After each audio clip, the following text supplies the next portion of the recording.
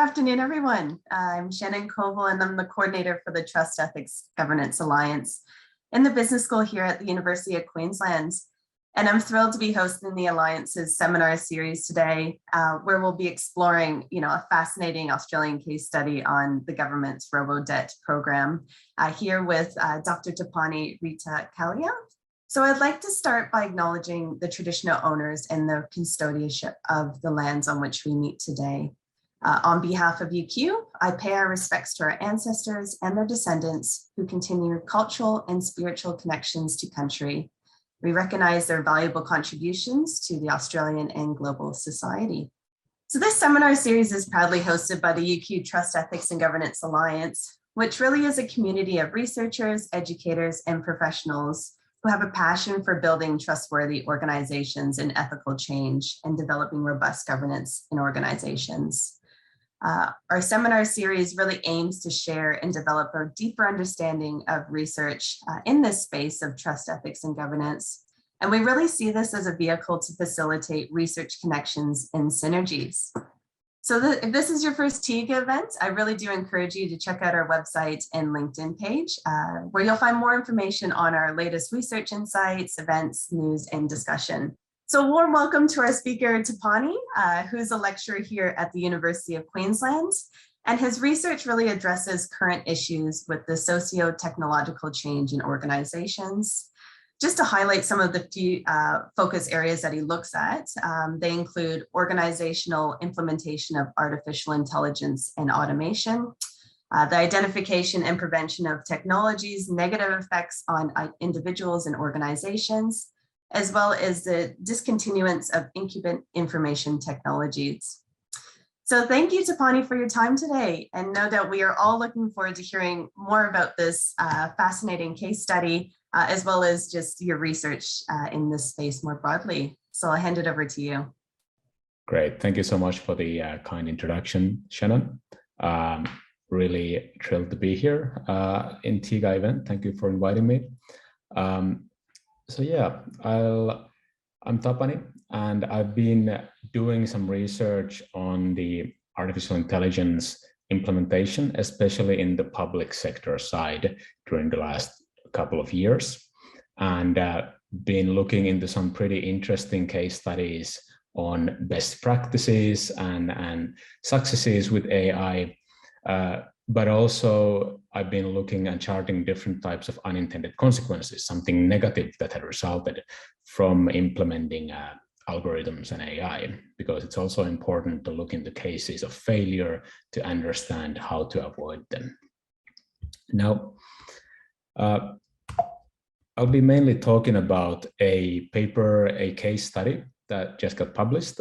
We worked with a fantastic UQ team with Ida, Nicole, Marta, and Shirley, and produced a paper on a very current case of AI or automation failure here in Australia. But I'll also draw some insights to some research work that has been conducted after that. I've been looking into some related phenomena with Ida recently, and conducting interviews, doing other case studies, and so on. So basically, the starting point here is that governments are facing increasing pressure to leverage algorithmic decision-making. So whether using rules-based systems, like a simple automation systems, or more complex machine learning systems, there's quite a big pressure for governments to become more like private sector and start using these technologies. Now, the rationale for doing that is that they are said to eliminate human bias. Now, humans are biased and have their own cognitive biases and human errors that these machines would then eliminate, which is true. Daniel Kahneman has built an entire career and Nobel Prize proving that humans are biased. Then there is also a chance to cut costs and processing times with having machines who don't need to rest and who don't need salary to take care of decision-making tasks. And also there's the argument that you can deliver better public services, more personalized services to citizens with these systems.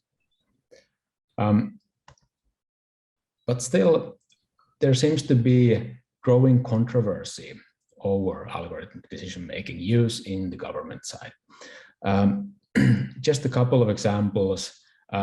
In the UK, they used an AI grading system to replace the physical manual entrance exam of university students.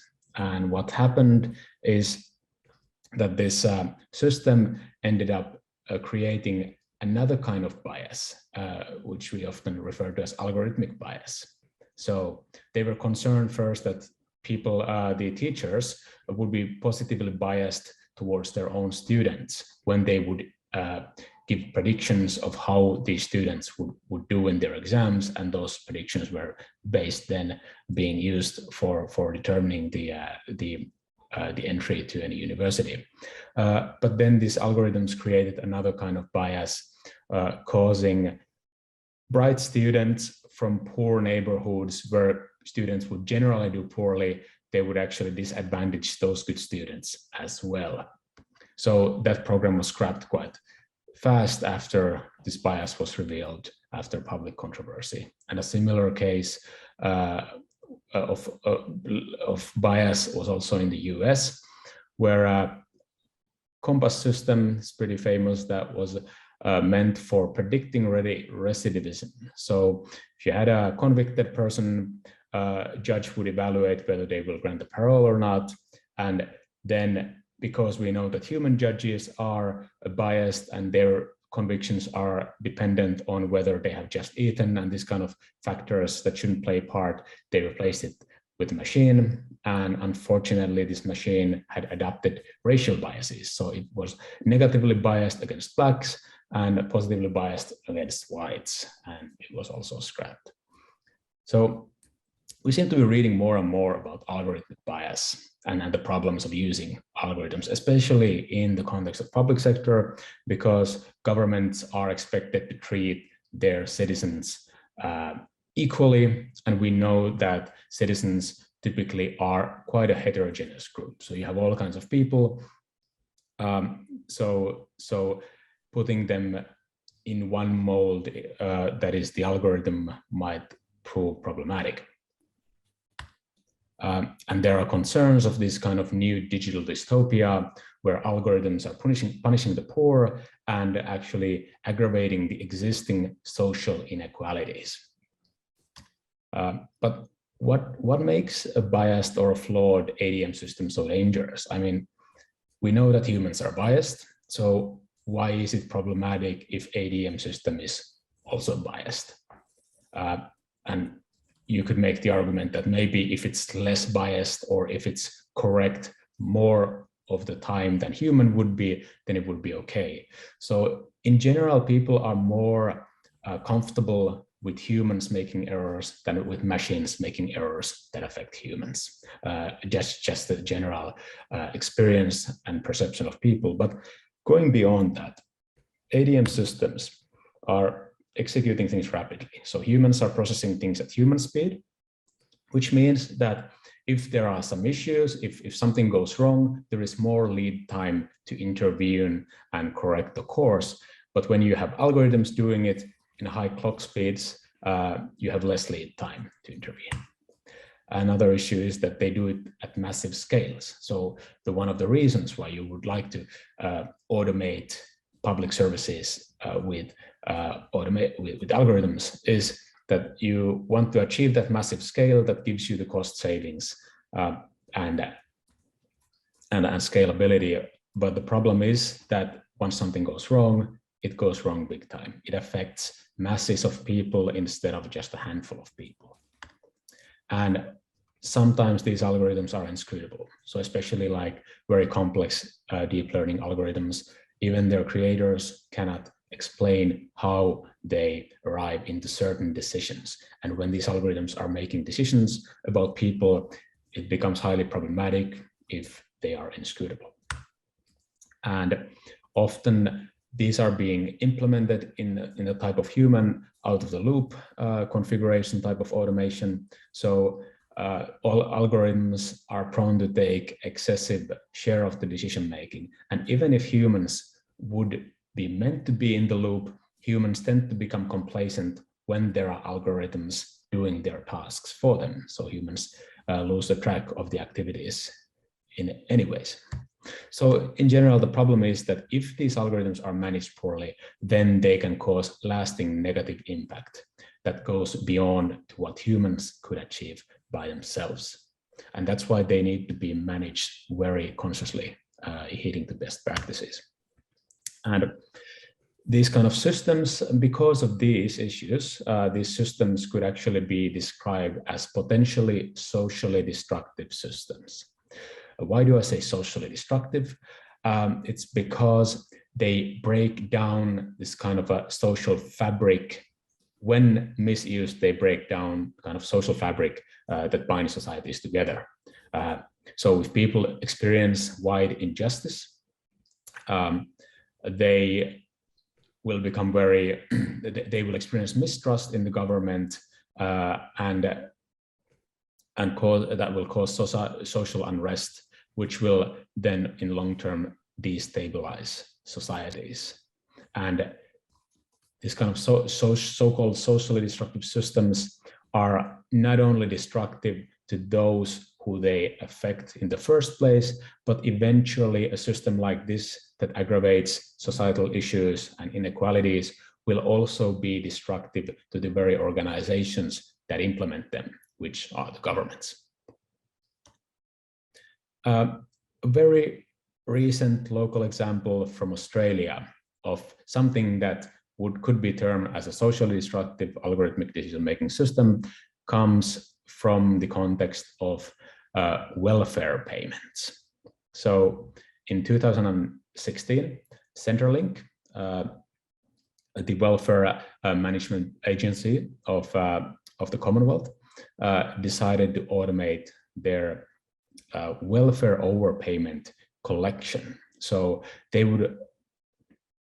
generally grant welfare payments to people, but then if people are actually start working during the same year, they might be entitled to less welfare payments that they would have been if they hadn't started working. And if they haven't reported this new income to Centrelink, then they actually generate welfare debt.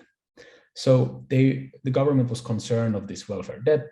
They wanted to get some savings by clawing back some of these potential overpayments, and they made some analysis that pointed out that there might be significant sums out there to be collected back from citizens. And it was supposed to be quite a simple, straightforward debt collection by comparing their Centrelink records, how much support they have gotten, and against their ATO, their tax agency information of how much income have they gotten, and then work out the overpayment from that. But it didn't go as straightforward as thought. There were a lot of headlines, a lot of media debacle on this scandal that was dubbed robo-debt in the media. There were a Senate inquiry in the system. Senate recommended the system be suspended. Commonwealth Ombudsman did some inquiries into it. There was an online movement against it. And there were some really disturbing headlines about debts raised against dead disability pensioners. There were suicides actually connected to this. Families would tell that their son, for instance, got a debt letter saying that he owes significant sum of money to the government with not much explanation, and that had allegedly led to the suicide of that person and many other persons as well. So this was quite a harrowing case. And with IDA, we were talking at that time, that was 2019, late 2019, and we were just about to start our inquiry into the best practices of AI implementation in government. And then we were seeing all these news about robo-debt, and we were just asking, like, how can this happen? How is this possible? So eventually the system was shut down, at least to some extent. There was a Lawmark court case where a citizen sued the government saying that, no, I do not actually owe this debt, that this is incorrect. And the court ruled the debt and the way that was collected as unlawful. And that finally resulted the government to shut the program down. Eventually, they also apologized any hurt or harm that was caused by it, and they also settled a 1.7 billion compensation for the victims of the scheme who had received these debt letters after facing a class action in court. But this happened only after 3 years of the system being operational. So we wanted to find out, how does a socially destructive government ADM system like RoboDebt arise, and especially what mechanisms sustain or constrain such a system? So at the time, and of course probably still, it's very difficult to get first-hand data from the decision makers. I'm pretty sure the politicians will be very reluctant to talk about this to anyone on record. So what we did is we resorted to collect readily available online data. So there was a lot of data available on this. There were like the Commonwealth's Ombudsman's reports were public. Senate report was also public. We also selected a number of relevant Senate submissions to that Senate inquiry, representing certain stakeholder group, like social service domain experts, the union of the Centrelink workers and other community public sector workers, the Department of the Human Services themselves, nowadays known as Services Australia, but back in that time it was known as Department DHS, that was operating Centrelink, and the submission of Not My Debt, because that was the social movement against RoboDebt and to spread awareness about it. And Victoria Legal Aid, that was that originally drove the court case that ended up shutting the program down, and Gordon Legal as well.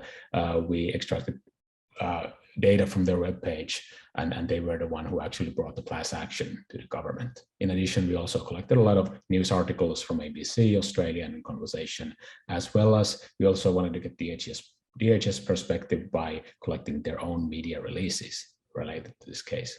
So there's a whole bunch of data to be analyzed. We did an inductive analysis of this data. We constructed a timeline of events. This is just a very like pruned timeline. There are a lot of other events, but we collected the main ones here. And we adopted a couple of theoretical perspectives that helped us to make sense of the data. So one of them was what is called the organizational limits. And this perspective suggests that organizations are limited by different things. First of all, their individual members' cognition. So there's only so much information that one person can process and digest at the same time. There are limits to the person's foresights and imagination and perception in general. Then there are managerial policies that limit. There are conscious limits put in place to make organizational operations predictable. So, you know, it's like any type of work protocols or deadlines or budgets or hierarchies. All of these are managerial policies that defined how one should do their work in the organization.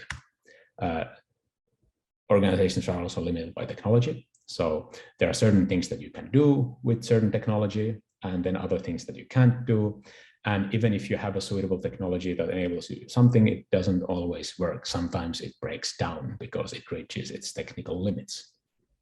And finally, the external environment is limiting what organizations can achieve. So there are limited resources out there. There are legal legislation that limits what firms can legally do, organizations can legally do, and competitive pressures might limit them as well. So, and the idea of this is that if you breach your limit, you might sometimes in the private sector, for instance, you might achieve success if you as a firm, if you do something that you haven't done before, and maybe you possess some unique capability to make it possible, you might actually find success. But very often also you're risking failure when you're going beyond your limits. So for instance, if you make your workers breach their own cognitive limits by having them work excessive hours, then the likelihood of them making mistakes grows, and they might make critical mistakes that will result in organizational failure.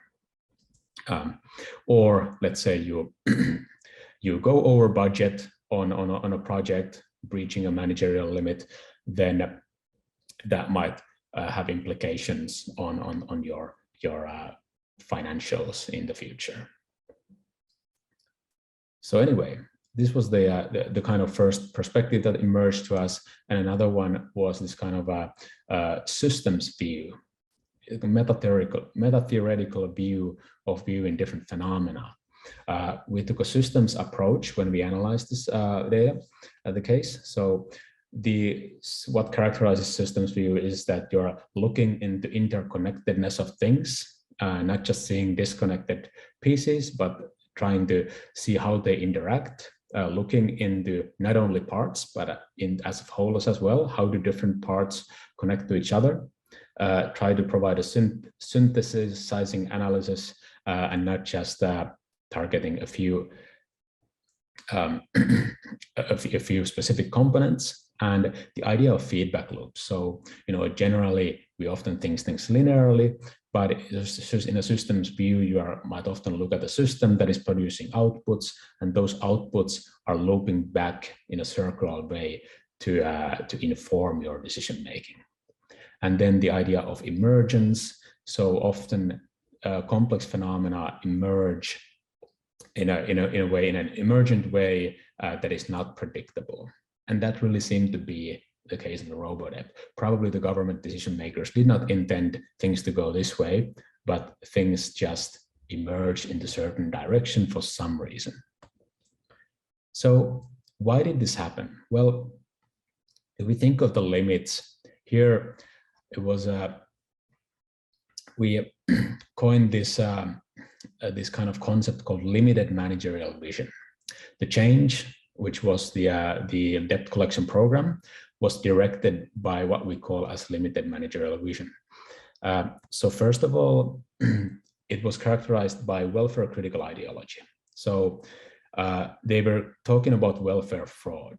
And of course, to be fair, welfare fraud is not a good thing. If it indeed is happening, it does hurt the society. But then to what extent is that actually a thing is quite debatable, but the government made it into quite a significant thing, using very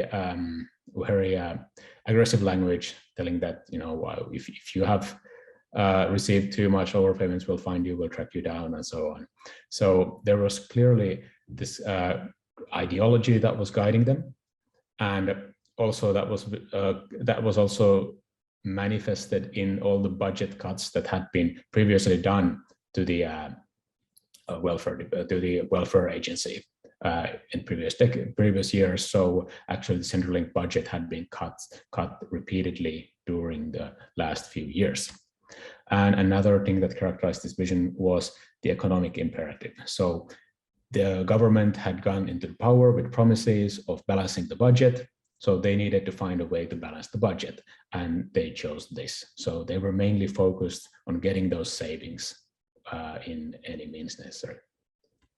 So, but what actually changed in this? So this was the original or the previous way of collecting debt overpayments. So you would have Centrelink records, and then you would have the Australian tax office records. And then there was a data matching agency that used this kind of a pretty rudimentary algorithm to match them and provide some raw data for Centrelink caseworkers to investigate whether there is a discrepancy. So this was raw data because Centrelink records are in fortnightly format. So you would have the fortnightly figures in Centrelink records, but ATO records were yearly figures. So they were not completely compatible.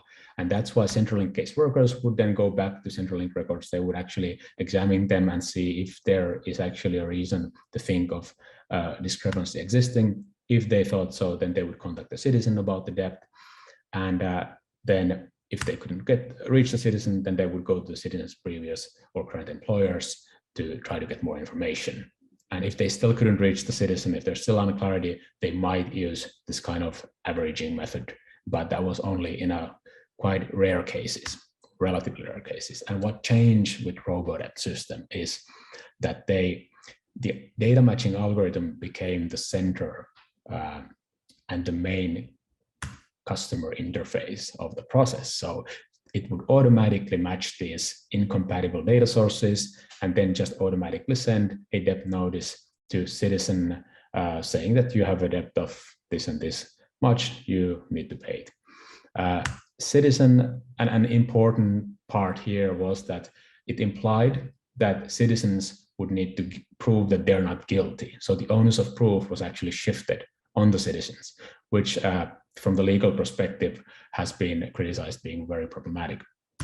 Citizens could contact Centrelink customer service, but at that point, the customer services role had been diminished from what it used to be, and they would typically just direct customers to the self-service portal, where they again would have to prove their own innocence. And they also, many of them, these were vulnerable people who would have struggled with different kind of things like addiction, domestic violence, and so on, which is the reason that they had originally received these welfare benefits. And they would often also struggle to use technology, such as this self-service portal.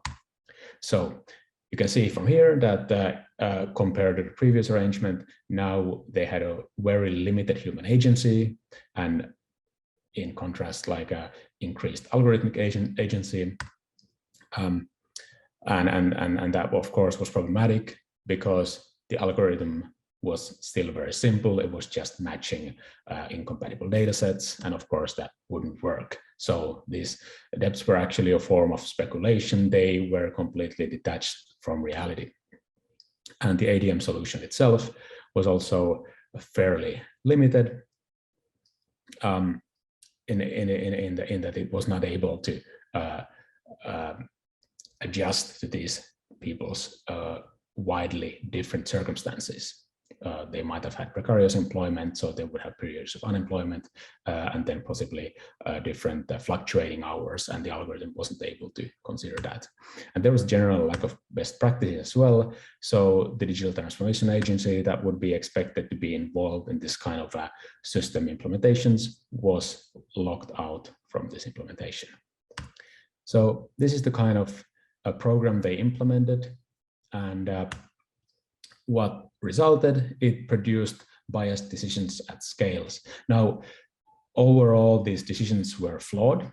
It doesn't matter like what is the cohort of the group. The decisions were the way the algorithm operated was faulty, but it was biased in the sense that it hit the hardest, the most vulnerable groups.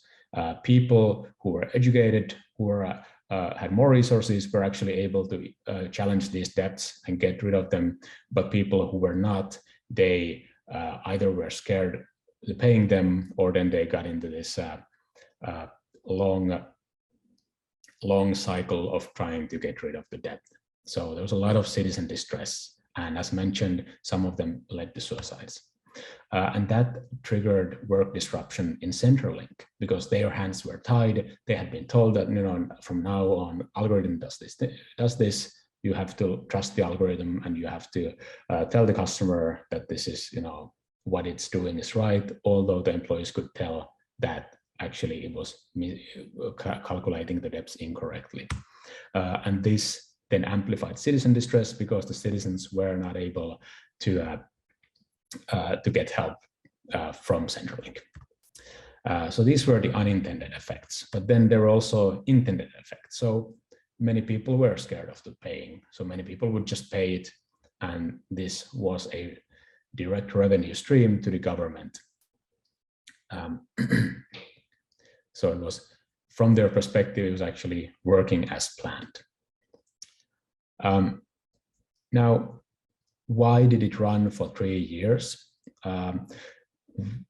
From the data, we can say that there was significant escalation of commitment manifested in this kind of deflection of critique. This picture sums it up pretty well.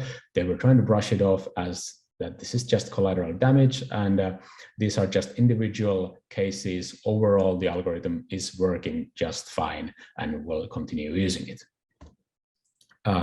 Also, once there were more investigations by Ombudsman and more changes either recommended or mandated, they did some refinements, they did tinker around a bit, change it, and they did some helpful adjustments as well. So the debt letters were more informative, and they would also communicate better that this is not something that is kind of that this is something that they're inviting the citizen to solve to work out with them, and it's not a definite payment notice, because the previous letters were giving that impression.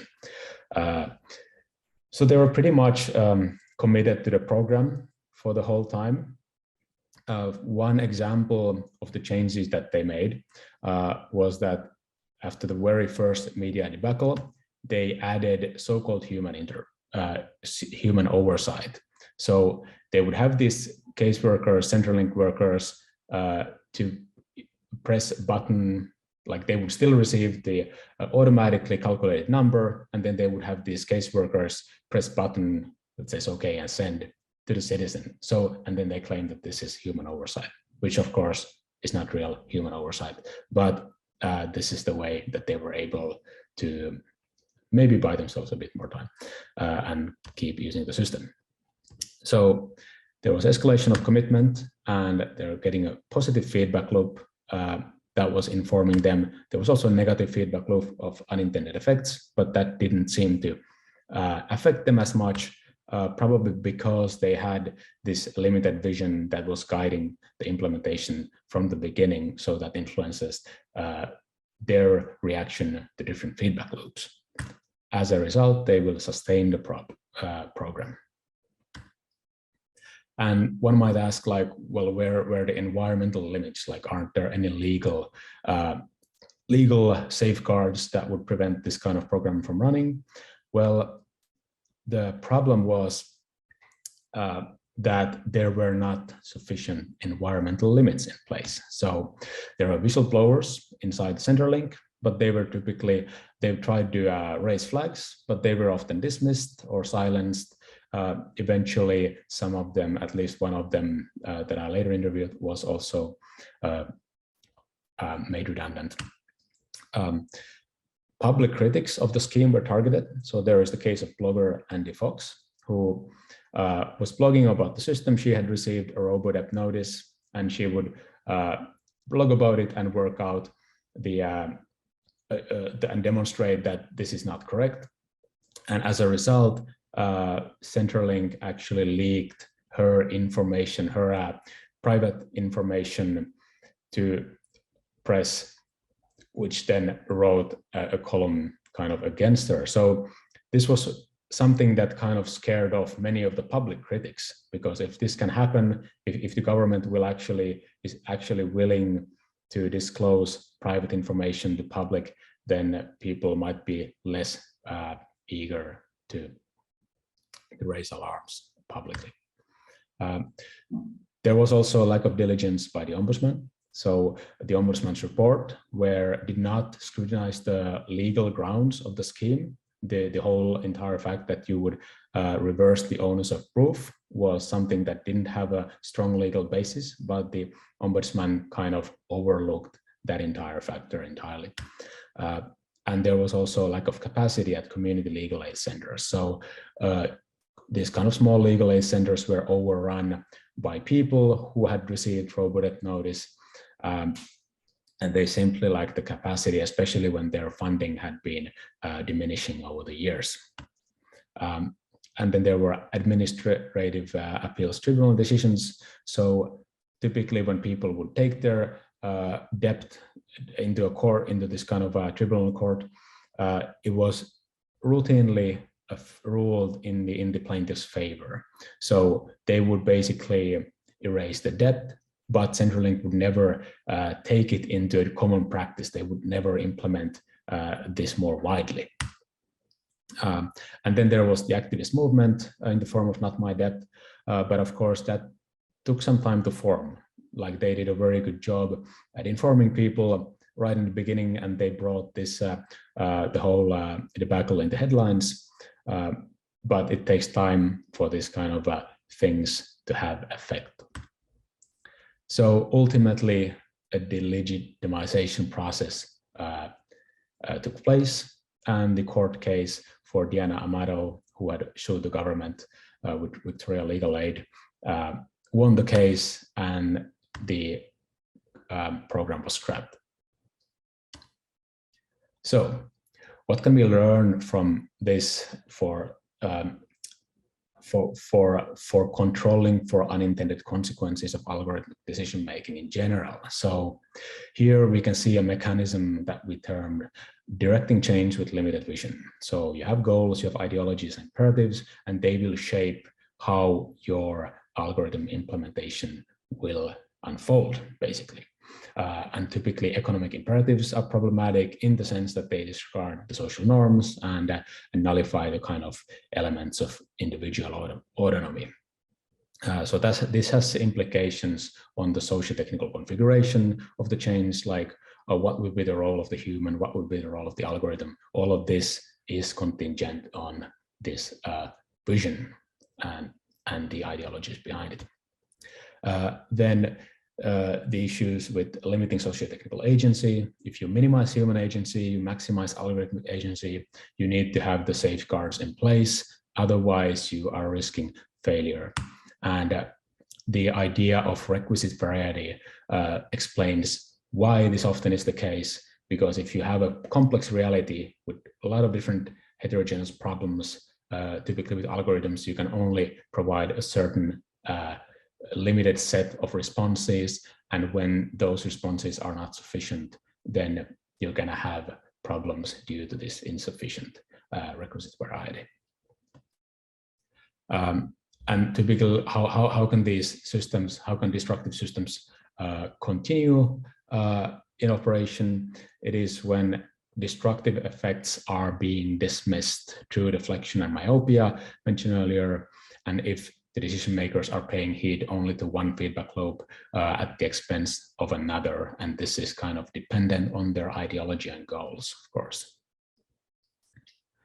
And finally, how are these systems constrained? Well, it can happen through generating a societal response. In this case, it was a long and painful process, but it was needed to delegitimize this kind of system.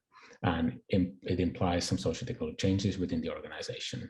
And the generation of this kind of response is an interesting research topic by itself. So now with IDA, we're actually in an international researcher team. We are looking in this Not My Debt movement specifically and examining how it took off and how they used digital platforms to their own advantage in spreading awareness and helping citizens who had received this debt notice.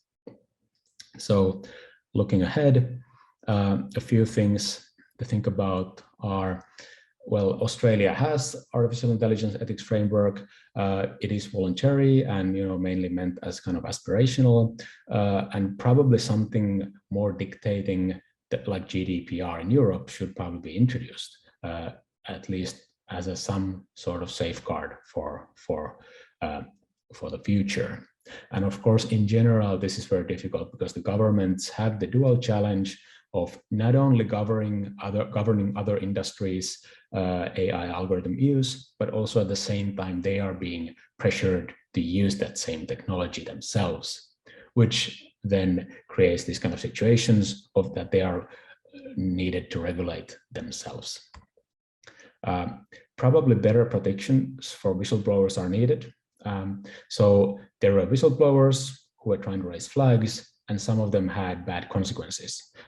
So This is a concern that has been recognized in Australia already earlier, that some Guardian and other newspaper journalists have been prosecuted based on this kind of national security interests. Probably more funding to community legal centers is needed, and these legal centers also need more preparedness to challenge government entities, and also more awareness on algorithms. And the independence and funding of appeal administrative tribunals should also be ensured. There were some problematic developments in the wake of robotic scheme when the government officials would actually replace experienced AAT staff, such as the law professor Terry Carney, with people who didn't have much subject experience, but who were loyal to these political parties. But in general, how to make government decision makers accountable into cases like this is very challenging, because there needs to be a political will to do that. And of course, that is hard to muster when government decision makers themselves are the ones misusing algorithms. And overall, cases like these are unfortunate because they stifle the technology adoption by governments. Governments are already reluctant to adopt AI due to the risks. And what happened in the unfolding of the Robodebt case, they had been actually, a government department had actually been working with a private company to develop a predictive system to proactively contact citizens that might be developing a welfare debt. So this was kind of like Robodebt case, but done well. And unfortunately, they had to scrap the whole project when Robodebt case came into public, because it was not good publicity. So this was pretty much what I had on this case, and in algorithms in general. Thank you so much for your attention. I'll be happy to answer any questions you might have. Thank you so much for that, Tapani. It was a really, really interesting and fascinating presentation and case study. And I think it really highlights, this major tension of, how much emphasis should we be placing on machine learning and algorithms versus, humans. And, as you've rightly observed that, we do have more tolerance or feel more comfortable with human error versus machine error in our everyday lives. So yeah, really, really fascinating. So say a big thank you to you, Tapani, for this wonderful presentation and your time today. And for everyone joining online today, it was such a fascinating discussion. And we'll be kickstarting the next seminar in the next year, probably. We're looking around February at this stage. So keep an eye out for those calendar invites. And yeah, hope to see you soon. Thank you so much.